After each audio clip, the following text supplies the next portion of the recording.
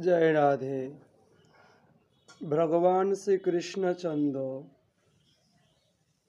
লীলাময় পুরুষ। তিনি যে অসংখ্য লীলা দাপরে তার পরিকর বৃন্দের সঙ্গে সম্পাদন করেছেন, তাহার মধ্যে শ্রেষ্ঠ একটি লীলা হল রাসলীলা। রাস অর্থাৎ রস, তার সঙ্গে ভাববাচ্যে ঘুঁই প্রত্যয় যোগ করে রাস শব্দটি তৈরি হয়েছে। রস অর্থাৎ ভগবান স্বয়ং শ্রুতিতে নিজ কণ্ঠে বলছেন, রস বৈষ, আমি রস স্বরূপ। রস অর্থাৎ আনন্দ। ভগবান রস স্বরূপ অর্থাৎ আনন্দ স্বরূপ। তিনি শান্ত, দাস্য, সখ্য, বাৎসল্য এবং মধুর রস স্বরূপ। ভক্ত যেইভাবে ভগবানকে ভজনা করেন সেইভাবেই তাঁকে লাভ করেন। গীতার মধ্যে ভগবান শ্রীমুখে এটি শিক্ষা দিলেন যে যথা মাং প্রপদ্যন্তে তং তথৈব ভজাম্যহম। অর্থাৎ সে আমাকে যেইভাবে ভজনা করে আমি তাহার কাছে সেইভাবেই ধরা দিই। এখন ভগবানকে আমি ভাবতে পারি তিনি জগতের মালিক, আমি তার সেবক, সে এক প্রকার রস আস্বাদন। ভগবানকে ভাবতে পারি তিনি আমার বন্ধু, আমার সখা, যেমন শ্রীদাম, সুমঙ্গল, মধুমঙ্গল, এরা ভগবানকে সখা রূপে নিয়েছিলেন। এরা সখ্যরস আস্বাদন করেছিলেন। যশোদমা, নন্দ বাবা ভগবানকে সন্তান রূপে নিয়ে বাৎসল্য রস আস্বাদন করেছিলেন। আর গোপিনীগণ ভগবানকে পতিরূপে পাওয়ার জন্য 1 মাস ধরে কাত্যায়নী ব্রত, যে কার্তিক ব্রত, সেটি নিষ্ঠার সহিত পালন করেছিলেন।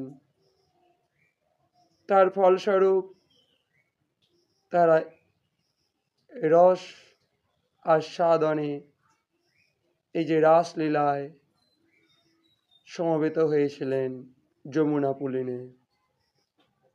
ভগবান তাদেরকে সেই মধুর রস আস্বাদন করিয়েছিলেন। রসের মধ্যে শ্রেষ্ঠ রস হচ্ছে এই মধুর রস, যা ভগবান যেখানে হয়ে যায় প্রিয়তম অর্থাৎ কান্ত, এবং ভক্ত যেখানে হয়ে যায় তার কান্তা অর্থাৎ প্রেয়সী। তাই ভগবানকে প্রতিরূপে নিয়ে ভক্ত নিজেকে তার প্রেয়সী রূপে নিয়ে যে আনন্দ উৎসবে ভক্ত এবং ভগবান মিলিত হয়, সেই আনন্দের উৎসবটি হচ্ছে রাস। আগামী রাসলীলা মহোৎসবে ভক্ত এবং ভগবানের যে প্রেমের মিলন, সেই প্রেমের মিলনই হচ্ছে রাস মহোৎসব। এই রাস সংঘটিত করেছিলেন ভগবানেরই চিন্ময় শক্তি যোগমায়া। গোপিনীগণ সেই যোগমায়াকেই 1 মাস ধরে আরাধনা করেছিলেন, যেটি কার্তিক ব্রত আমরা বলি, কাত্যায়নী ব্রত।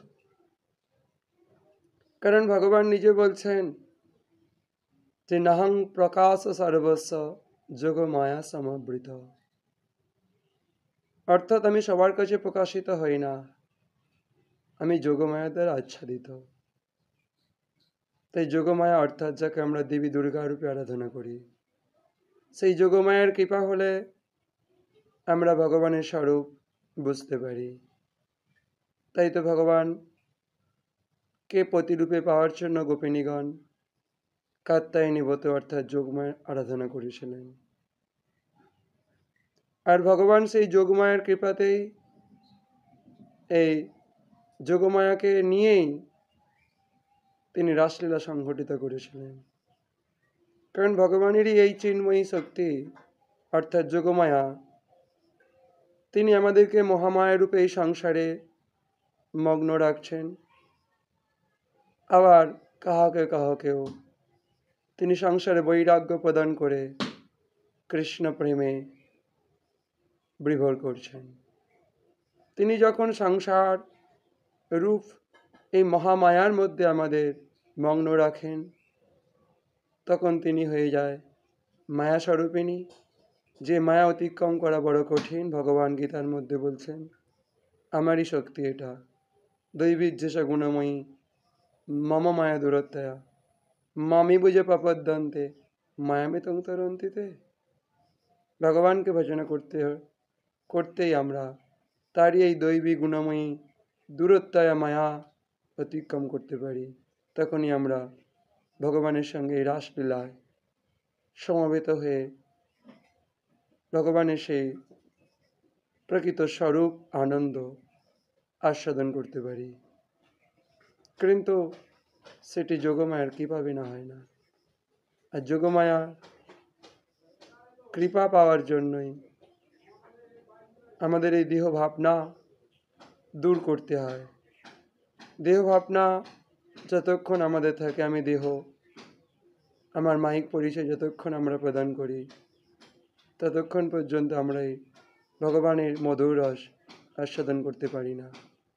কারণ মধুর রস আস্বাদন করতে গেলে এই পুরুষ অভিমান, এই নারী অভিমান ত্যাগ করতে হয়, অর্থাৎ এই দেহ অভিমান ত্যাগ করতে হয়। নিজেকে সেই সিদ্ধ দেহে অর্থাৎ চিন্ময় দেহে প্রবেশ ঘটাতে হয়, নিজের সেই সিদ্ধ স্বরূপের চিন্তন করতে হয়, সখীভাবে নিজেকে উন্নীত করতে হয়। তখনই আমরা এই রাস আস্বাদন করতে পারি, ভগবানের এই রস আস্বাদন করতে পারি। কিন্তু সেটি গুরু বিনা, গুরুর পদাঙ্ক অনুসরণ বিনা কদাপি হয় না। তাই আজ্ঞেই আমাদের যথার্থ মায়া অতিরিক্ত, মায়া ভাব ত্যক্ত, দেহ অভিমান মুক্ত একটি সদ্গুরুচরণে পৌঁছাতে হবে। কারণ ভগবান স্বয়ং এই রাসলীলা আস্বাদন করাবার পূর্বে ব্রজবাসিনীদের বস্ত্রহরণ লীলা করেছিলেন। এটি দিয়ে ভগবান বুঝিয়ে দিলেন আমরা যে দেহটাকে নিয়ে আমিত্বের অহংকার করি, তার ফলে আমাদের লজ্জা কিনা ভয় এই দেহকে কেন্দ্র করেই আত্মাকে জড়ীভূত করে রাখে। যতক্ষণ আমাদের দেহ অভিমান দূর হয়, ততক্ষণ পর্যন্ত আমরা ভগবানের সেই আনন্দ বিহার মহোৎসবে অর্থাৎ রাসলীলায় আমরা নিজেদেরকে উন্নীত করতে পারি না। তাই বস্ত্রহরণের মধ্য দিয়ে তিনি দেহ ভাব হরণ করলেন, লজ্জা ভাব হরণ করলেন, ঘৃণা এবং ভয় ভাব হরণ করলেন। তারপরেই ব্রজবাসিনীদের আশ্বাস দিলেন যে তোমরা যে উদ্দেশ্যে কাত্যায়নী দেবীর ব্রত করেছ, তোমাদের সেই উদ্দেশ্যে আমি আগামী পূর্ণিমা তিথিতে সম্পন্ন করব, তোমাদের সেই আনন্দ আস্বাদন করাবো। ভগবানের সেই আনন্দ আস্বাদন লীলাটি হয়ে গেলেন রাসলীলা।